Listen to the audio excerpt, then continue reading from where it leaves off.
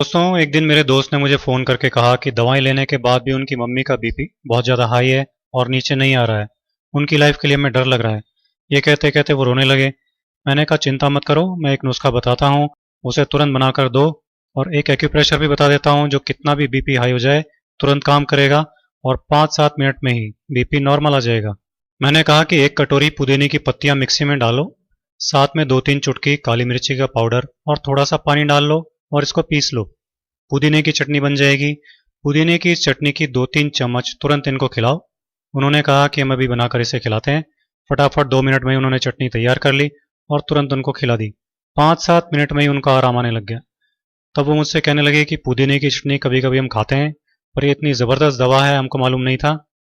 मैंने कहा कि ये घरेलू नुस्खे बहुत तेज़ी से काम करते हैं और बनाने और यूज़ करने में भी बहुत आसान होते हैं, लेकिन बस हमको इनके बारे में मालूम नहीं होता। नेचुरोपैथी और आयुर्वेद में इसको बहुत ऊंचा स्थान दिया गया है।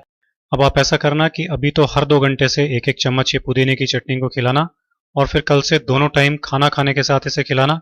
इससे बीपी नॉर्मल रहेगा, बढ़ेगा नहीं। इससे पेट भी साफ रहेगा और गैस भी नहीं बनेगी, क्योंकि पेट की गड़बड़ी और गैस से भी कई बार बीपी हो जाता है। तो अगर इनको इसकी वजह से बीपी बढ़ रहा होगा तो वो प्रॉब्लम भी हमेशा के लिए ख़त्म हो जाएगी। मैंने उनसे कहा कि ज़रा कपड़े सुखाने की 4 चिमटियाँ ले आइए ताकि हाई बीपी का एक्यूप्रेशर भी कर दें। वो चिमटियाँ ले आए।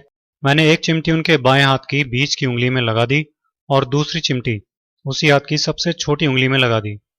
इसी तरह से तीसरी चिमटी उनके दाएं हाथ की बीच की उंगली में लगा दी और चौथी चिमटी दाएं हाथ की सबसे छोटी उंगली में इस तरह से लगा दी। मैंने उनसे कहा कि जैसे ही आपको अनईजी लगने लगे तो आप बता देना, इनको उतार देंगे। 5 मिनट बाद ही उन्होंने कहा कि अनईजी लग रहा है।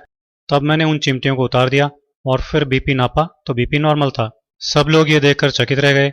मैंने कहा कभी भी ऐसी बात हो तो इसे तुरंत कर डालना और इसे रोजाना दिन में एक बार इसी तरह से करना। बीपी हमेशा नॉर्मल बना रहेगा, जान का खतरा भी नहीं रहेगा।